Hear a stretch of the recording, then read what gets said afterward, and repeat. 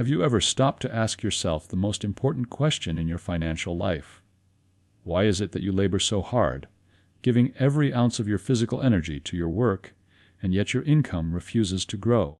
The world, the three-dimensional world of appearances, will tell you many lies.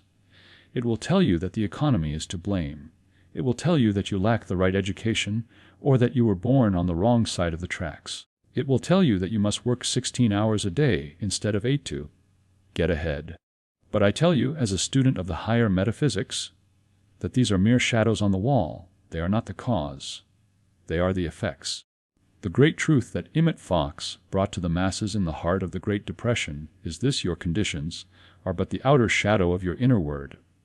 Your bank account is not a reflection of your clock in hours. It is a mathematical demonstration of your mental decrees. Most people live their entire lives under the thumb of an invisible dictator. This dictator is their own subconscious mind, programmed with decrees of lack that they themselves have whispered for years. Think back to this morning. When you first opened your eyes and thought about your finances, what was the very first decree you issued? Did you think, "Oh no, another day of struggling to make ends meet"? Or did you look at your bills and think, "I will never get out from under this"? You might think these are just thoughts. You might think they are harmless observations of facts. But in the realm of the spirit, there are no idle thoughts. Every thought you dwell upon with feeling becomes a divine decree. Your subconscious mind is the most faithful servant in the universe. It does not argue. It does not possess a sense of humor. It does not say, "Oh, I know he doesn't really mean he's broke, he's just stressed." No, it hears the word broke. It feels the vibration of struggle, and it immediately goes to work in the great creative medium of the universe to ensure that your outer reality remains perfectly aligned with your inner declaration. Emmet Fox often used the analogy of the electrical circuit. He was, after all, trained as an electrical engineer before he became a spiritual scientist. He understood that electricity is a neutral, infinite power. It does not care if it lights a surgeon's lamp to save a life or an electric chair to take one. It simply flows through the circuit provided for it. Your mind is that circuit. The infinite abundance of God, the divine supply, is the electricity. It is flowing toward you at every moment, pressing against the doors of your experience, eager to manifest as wealth, health, and opportunity. But what is the state of your circuit? If your circuit is wired with the belief that money is the root of all evil, or there is never enough to go around, the divine energy has no choice but to manifest as not enough in your life. It is not that God is withholding wealth from you. It is that you have provided a circuit that can only conduct poverty. You cannot have a poverty consciousness and a wealthy life at the same time. It is a scientific impossibility. You must change the decree. The greatest mistake you can make is to look at your current bank balance and say, "This is the truth of my life." No, that balance is merely the harvest of your past decrees. It is old news. It is the appearance. And Fox warned us never to judge by appearances. When you say, "I can't afford this," you are signing a spiritual contract for continued lack. You are telling the universe, "I am a person who cannot afford things." The universe, being perfectly impartial, says, "As you wish," and proceeds to close the doors of opportunity that would have provided the means. You must realize that every word your mind pronounces is a seed. If you spend your day planting seeds of "too expensive," "hard times," and "not for me," you cannot act surprised when your garden is full of thorns and weeds. Imagine for a moment that you are standing on the shore of a limitless golden ocean. This ocean is the divine supply. It contains every dollar, every idea, every promotion, and every windfall that has ever existed or will ever exist. Now, look at what you have brought to the shore to collect that water.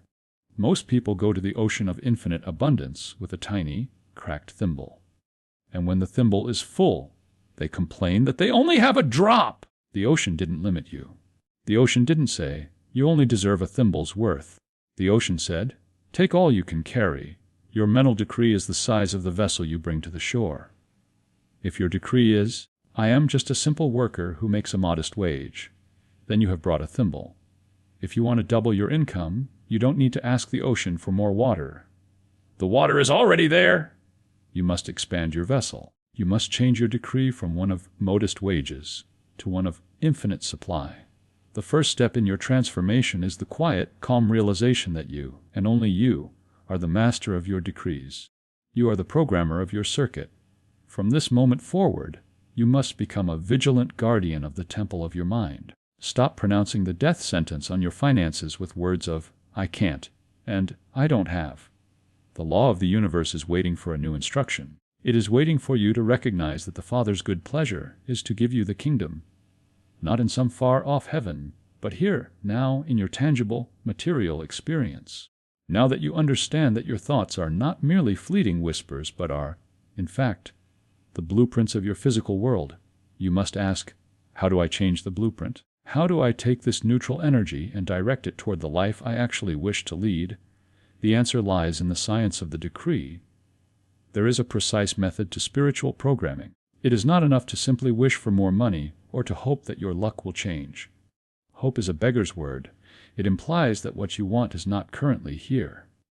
In the realm of the spirit, there is no someday. There is only the eternal now. To change your income, you must learn to speak the language of the divine mind, which only understands the present tense. The first secret to successful decreeing is timing. Your mind is like a vast, sensitive radio receiver, but throughout the day, the static of the world, the news, the traffic, the opinions of others, creates interference. However, there are two golden windows, when the veil between your conscious ego and your powerful subconscious mind is at its thinnest. These windows are the first 15 minutes after you wake and the last 15 minutes before you drift into sleep. During these times, your brain is in a state of high receptivity. This is when the soil of your mind is most fertile. Whatever you plant during these 30 minutes daily will grow with a speed that seems miraculous to the uninitiated. When you first open your eyes, before you reach for your phone, before you worry about the coffee or the commute, you must claim your dominion. You are a divine child of the infinite, and this is the moment you set the frequency for your entire day. If you use this time to worry, you are essentially ordering a day of worry. If you use it to decree, you are ordering a day of manifestation. Notice the construction of this decree. We begin by acknowledging the source. Your boss is not your source. Your clients are not your source. Your business is not your source. They are merely the channels through which the source currently flows. When you recognize God, the infinite intelligence, as the only source, you are no longer a slave to a single job or a shifting economy. If one channel closes, the source simply opens another. The most vital phrase in this ritual is known and unknown. Most people fail in their manifestation because they try to tell the universe how the money should arrive. They think, I need a 10% raise at my current job. By doing this, you are putting a tiny limit on an infinite power. You are trying to squeeze the ocean through a straw. When you decree known and unknown, you are surrendering the how to the divine mind. You are saying, I am ready for the increase, whether it comes through my current work, an unexpected gift, a new idea, a refund, or a door I haven't even seen yet. This removes the pressure from your shoulders and allows the universe to reorganize the circumstances of your life with mathematical precision. You do not need to know the path, you only need to know the destination. The word now is the command key of the universe. Your subconscious mind is a literalist. If you say, I am going to be wealthy, your subconscious says, very well, we will keep that wealth in the future. And just like the horizon, the future always stays a few miles ahead of you. When you decree, my income doubles now, you are instructing your subconscious to begin the reorganization of your reality immediately. You are claiming the truth of your supply in the only time that actually exists. You are not asking for a favor, you are stating a law. Just as you do not ask the sun to rise, you do not ask for supply. You recognize that it is already there, waiting for your authorized word to pull it from the invisible into the visible. You must understand that this 30-day ritual is like charging a battery. If you charge it for 5 minutes and then disconnect it for 3 days, the battery remains dead. You must be persistent. Each day you repeat the decree, you are carving a deeper groove in your consciousness. You are overriding years of poverty programming with the truth of abundance. There will be days when your logic tries to argue with you. It will point at your wallet and say, see, nothing has changed yet. This is the moment of testing. You must turn away from the appearance and return to the decree. The gardener does not dig up the seed every morning to see if it is growing. He trusts the law of growth. You must trust the law of the word. By the second and third week of this ritual, you will notice a shift. It may not be a bag of gold on your doorstep, though the law is capable of that, but it will be a new idea, a phone call from an old friend, a shift in your energy, or a coincidence that saves you money. These are the first sprouts of your harvest. Water them with your continued decree.